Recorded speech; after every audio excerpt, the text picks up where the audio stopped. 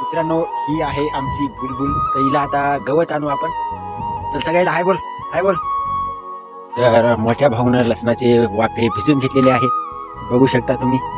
1 2 3 3 वाफे भिजून घेतलेले आहेत. तुला पप्पाने सांगितलं होतं की लसणाचे वाफे मला भिजवायला सांगितले होते, तूच भिजून टाकले.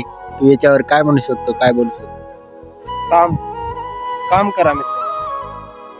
काम जर नाही केलं तुम्ही मनानं, जर तुम्हाला वेळेनं बदललं तर खूप त्रास होईल. म्हणून लहान्या भावानं लसण भिजवायच्या आधी मोठ्या भावानं लसण. तर मित्रांनो मोठ्या भावाची भेट झालेली आहे आणि बुलबुलला आपल्या गवत पण गवसलेलं आहे. इथंच गवत आहे. आता हे गवत कापून बुलबुलला देऊ. मित्रांनो आपण बुलबुलला गवत घेतलेलं आहे, हे बघू शकता. बुलबुल कशी बघत आहे. आता बुलबुलला आणलेलं आहे आपण गवत. टाकू गवत. बुलबुलला गवत टाकलेलं आहे, ती खुश झालेली आहे. आणि आमची बुलबुल तुम्हाला कशी वाटली हे तुम्ही नक्की सांगा मित्रांनो. धन्यवाद.